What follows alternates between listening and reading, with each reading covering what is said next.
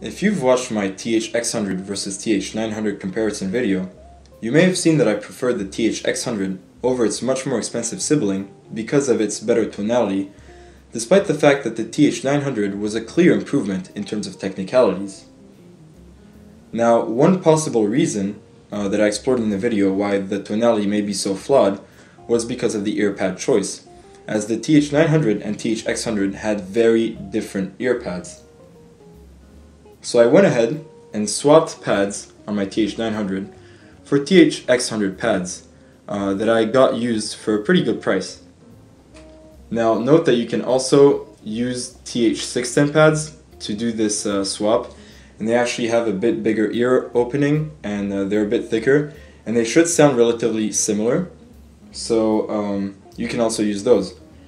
Now the model number for the X100 pads is EXEP50, and the model number for the TH-610 pads is EXEP61. And I'd like to note that both of these ear pads cost the same price, which is $80 US, which in my opinion is very expensive considering the quality of those pads. I mean, they're an eggshell protein, they're not real leather, and they're not particularly soft by any means, so I don't understand why the price is so high. Maybe Fostex just doesn't like making too many spares and they have low stock. And a final note before getting into the sound impressions is that swapping pads on the TH-900 was much more difficult than on the X100, and that may be because of smaller tolerances, so that's another note on the build quality of both headphones. So a disclaimer before we get into sound is that, again, evaluation of sonic performance is purely subjective, so you should never take what I say as gospel. You should always audition both headphones before making a decision. And also, my source this time around is actually the same as it was last time, so it's Modi 2 AK4490 as a DAC and Shit Asgard 2 as an amplifier. I've used Spotify 320 kilobits per second mostly, as well as some FLAC files here and there. So it's a similar testing methodology except for the volume level at which I volume matched both headphones. This time I matched both headphones at 83 decibels at 1 kHz, which is higher than the last time, which was 80 decibels. And the reason why is because after doing the pad swap, both headphones became tonally extremely similar. Now there was still like noticeable, very easily noticeable improvements in the technicalities, but when it came to tonality, both headphones were extremely close, and that's why I had to listen at a higher volume to pick up the smaller nuances. So, let's talk about the sound. Let's start with the bass. Now I said in my original TH-900 versus X100 comparison that the stock TH-900 had the best bass I've ever heard, and that's because it had excellent texture. It was really solid, and in terms of quality it was phenomenal.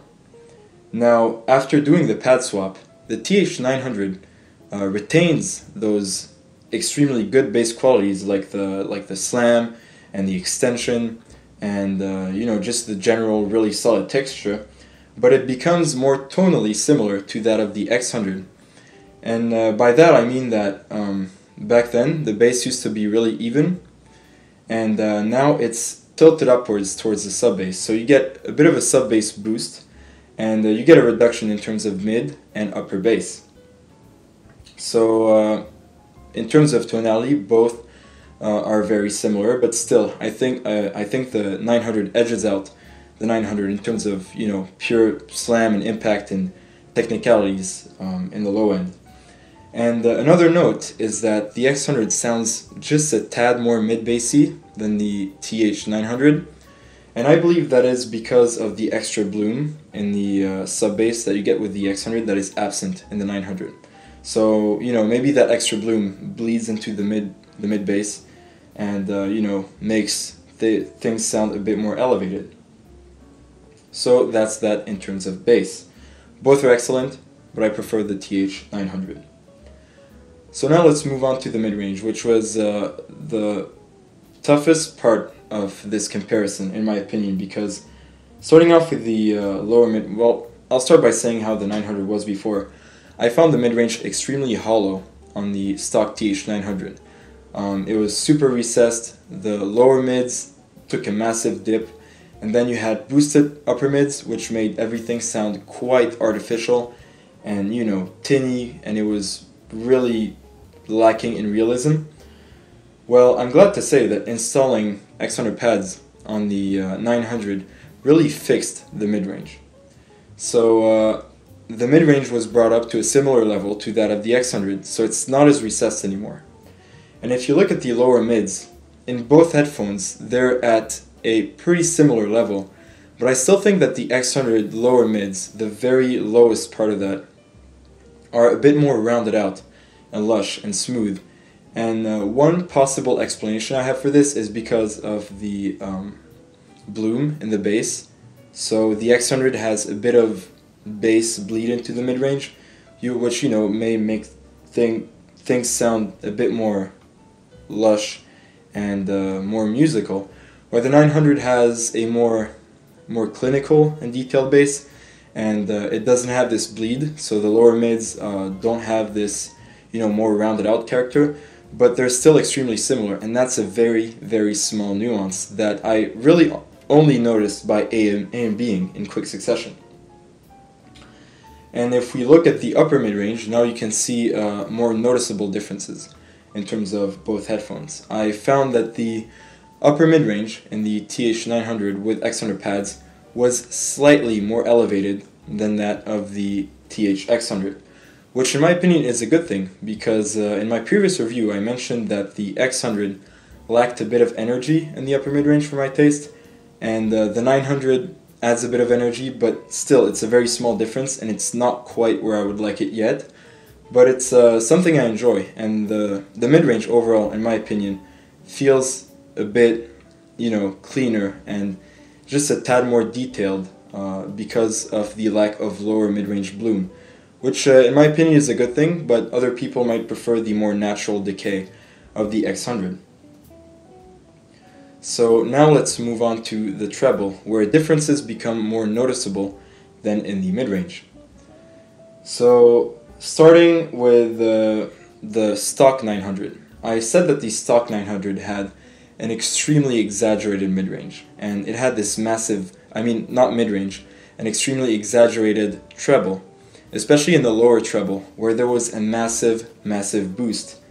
And you know, that massive boost was also in the rest of the treble, but it was more prominent in the lower treble, and things overall just sounded extremely harsh, very sibilant. It was abrasive, aggressive. It was not something that I enjoyed. And again, I'm glad to say that installing X100 pads on the 900 definitely fixed many of those issues. So let's start with the lower treble. It's actually at a similar level to that of the X100, maybe a tad more, but it really isn't much.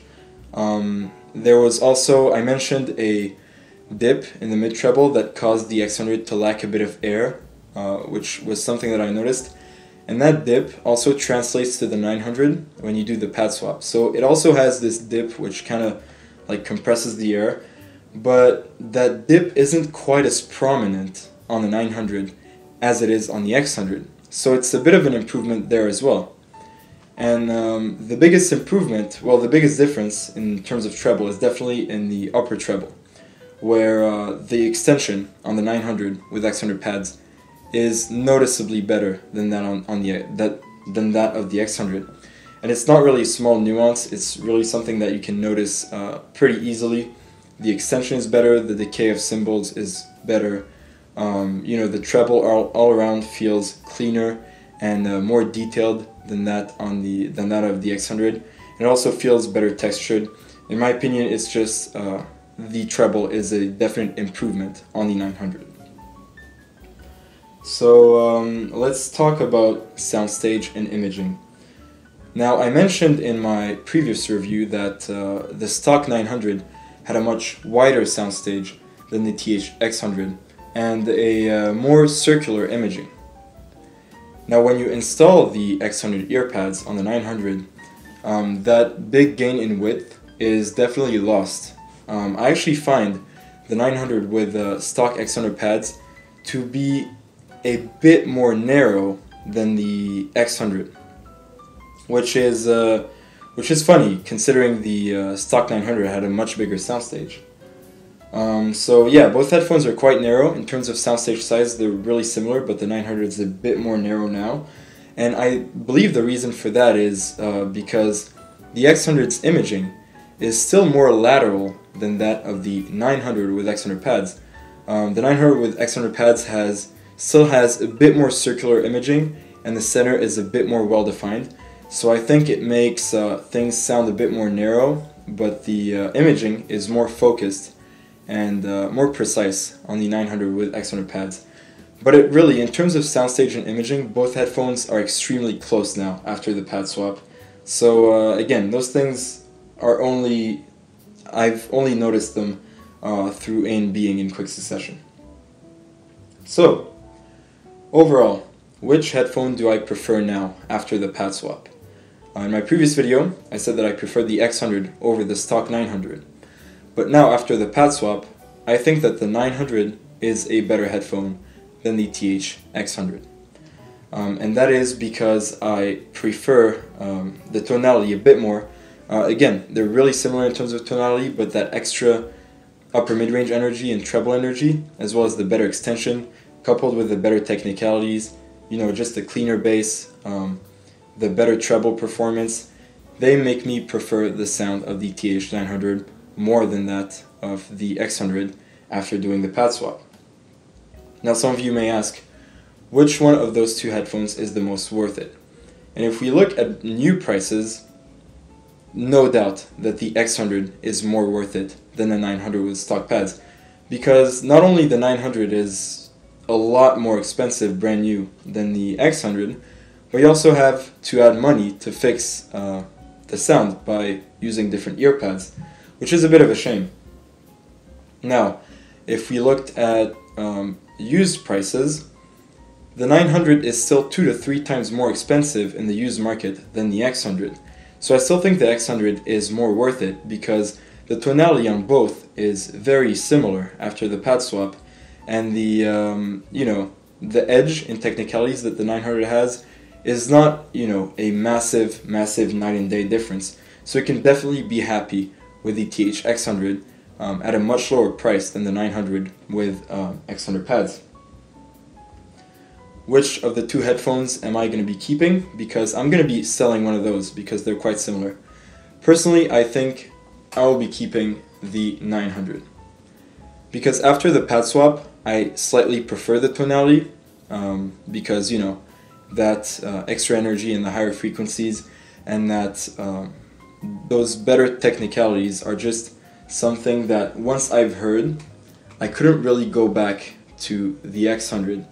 So that's that. And also, those red cups, my camera doesn't do them justice, but they kind of seal the deal as well. So yeah, it's a bit of a silly thing to say, but you know, it's prettier. But you know, the biggest reason why I'm going to keep the 900 is definitely the sound. I absolutely prefer this over the X100. So that has been it for my updated comparison after a pad swap on the TH-X100 versus the TH-900. Again, if you have any comments on the headphones or my method, please let me know.